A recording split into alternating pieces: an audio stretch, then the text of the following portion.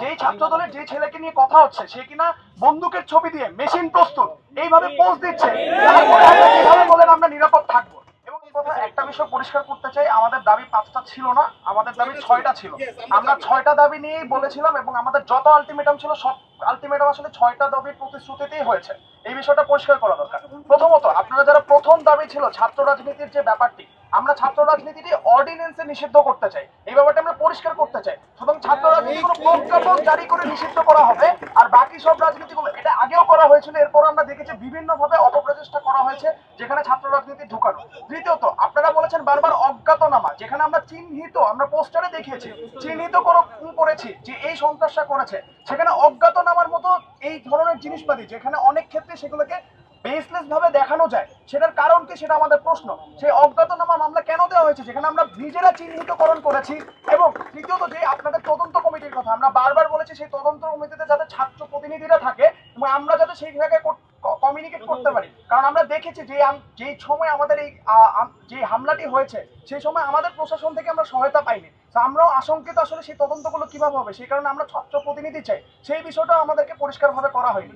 তো এই দাবিগুলো পুরোপুরিভাবে মানা হয়েছে, সেটা সব জায়গায় দেখানো হচ্ছে যেগুলো আসলে আংশিকভাবে মানা হয়েছে। এবং কোনোদিনও আসলে 6 দফা দাবি দিয়ে আমার 5 দফা মেনে এটা কখনোই হবে না, 6 দফায় এভাবে মানতে হবে। আরেকটা প্রশ্ন আমি শেষ করি, এই ভাই একটা কথা বলেছিলেন, সেটা হচ্ছে আমরা এখানেই অবস্থান করছি কিনা। আমরা এখন এখানে অবস্থান করবো না, আমরা যে যার মতো বাসায় চলে যাব, এটাই হচ্ছে সেফলি চলে যাব, কারণ আমরা নিরাপদ ফিল করছি না আমাদের ক্যাম্পাসে এবং আমরা কোনোভাবে জনদুর্ভোগ ক্রিয়েট করতে চাই না। কিন্তু আমাদের দাবি যদি পূরণ না করা হয় আমরা হচ্ছে পরবর্তীতে আবার কর্মসূচি জানাবো, কারণ আমরা বিশ্বাস করি আমাদের দাবি হচ্ছে ন্যায়ের দাবি। বিচারের আগে ক্লিয়ার করছি, সেটা হচ্ছে যে যেদিন ছাত্রদল হামলা করেছিল আমাদের উপর, ওই দিনের যে মিছিল ছিল ওই মিছিলটি আমাদের সকল শিক্ষার্থীর পক্ষ থেকে ছিল এবং কুয়েটের শিক্ষার্থীদের মতামতের বাইরে গিয়ে আমাদের বৈষম্য বিরোধী ছাত্র আন্দোলনের একটি কমিটি দেওয়া হয়েছিল এবং ছাত্র রাজনীতি নিষিদ্ধ কুয়েট ক্যাম্পাসে ওই দিন রাতেই কুয়েট শিক্ষার্থীদের সম্মিলিত প্রতিবাদের মুখে কুয়েট বৈষম্য বিরোধী ছাত্র আন্দোলনের আহ্বায়ক ওই কমিটিটি বিলুপ্ত করেন এবং বৈষম্য বিরোধী ছাত্র আন্দোলনের যিনি মুখপাত্র উমামা ফাতিমা আপু, উনি পরবর্তীতে এটি ক্লিয়ার করেন যে কুয়েটে যেই দিন আহ্বায়ক কমিটি বিলুপ্ত করেছে ওই দিন থেকেই ওই কমিটি বিলুপ্তরত অবস্থায় আছে এবং ছিল। তো আমরা ক্লিয়ার করতে চাই যে আমাদের উপর যে নৃশংস হামলা হয়েছে সেটিকে নানাভাবে নানা দিকে প্রবাহিত করার জন্য শিক্ষার্থীদের উপর যে অস্ত্রের মাধ্যমে অস্ত্রের যন্ত্রণানি দেখানো হয়েছে তা অন্যদিকে নেওয়ার জন্য আমাদেরকে নানাভাবে ট্যাগিং করা হয়েছে এবং আমরা বিশ্বাস করি আমাদের ক্যাম্পাসে যদি কোনো ছাত্র রাজনীতি ফেরত আবারও আসে আমরা শিক্ষার্থীরা সম্মিলিতভাবে সেটি প্রতিরোধ করব এবং আমরা মিডিয়ার কাছে অনুরোধ জানাই যে আমাদের ট্যাগিং করবেন না। আপনারা হচ্ছে ওই দিন আমাদের সাংবাদিকরা বিশ্ববিদ্যালয় ক্যাম্পাসে ঢুকতে পারেন নাই, বহিরাগতদের আক্রমণের জন্য তারা ঢুকতে পারেন নাই।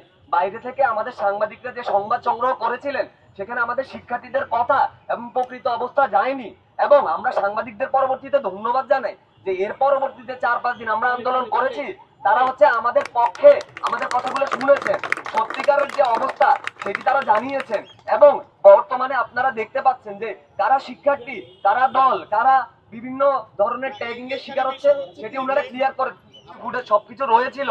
তাদের উচিত ছিল যে যেহেতু সন্ত্রাসীরা তাদের নাম উল্লেখ করে চিহ্নিত সন্ত্রাসীদের নামে মামলা করা। আমরা এই ধরনের 400-500 জনের অজ্ঞাতনামা মামলা আমরা চাই না এবং আমরা চাই না যদি আমাদের উপর হামলাকারী অথবা কোনো ছাত্রদল বা কেউ যদি এমন হয় যে তারা নির্দোষ তারা জেলে যাক। আমরা চাই যে প্রকৃত চিহ্নিত সন্ত্রাসীরা যারা ছাত্র দলের যুব দলের তারা এবং স্থানীয় যারা হামলা করেছিল তারাই জেলে যাক। এই জন্য আমরা ওই মামলার বিরোধিতা করেছি। আর ক্যাম্পাস নিরাপত্তার একটা কথা বলেছে যে অনেকেই ক্যাম্পাস থেকে চলে আসতে পারছে, এই বিষয়টা একটু পরিষ্কার করে বলতে চাই। এত বড় একটা হামলার পরে আমাদের ওইখানে 24 ঘন্টা আসলে আমাদের গেটগুলোতে ফোর্স থাকার কথা। আমরা দেখেছি আমরা যখন ক্যাম্পাসে অবস্থান করছি বহিরাগতরা মানে যে কোনো সময় আমাদের ক্যাম্পাসের ভিতরে ঢুকতে পারে। আমরা বিভিন্ন আনাগোনা থেকে দেখেছি তারা আমাদের কর্মসূচিগুলো দেখছিল, তারা লক্ষ্য করছিল, সেখানে অনেকেই আমরা অনিরাপদ ফিল করছি। অনেক সময় আমরা ভিডিও দেখেছি, অনেক ক্ষেত্রে আমাদের বাইরে আমাদের যারা কিনা অনেকেই কুয়েটের হলে থাকে না, বাইরে থাকে যারা কুয়েটে বিভিন্ন বাসায়, তাদেরকে বিভিন্ন ভাবে হুমকি দেওয়া হয়েছে। ইভেন যেই ছাত্র দলের যে ছেলেকে নিয়ে কথা হচ্ছে সে কিনা বন্দুকের ছবি দিয়ে মেশিন প্রস্তুত এইভাবে পোজ দিচ্ছে, কিভাবে বলেন আমরা নিরাপদ থাকবো?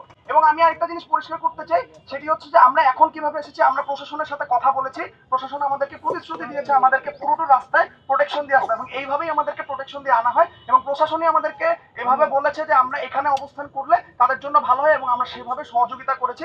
আমরা চাই না কোনো ধরনের জনদুর্ভোগ হয়। ধন্যবাদ।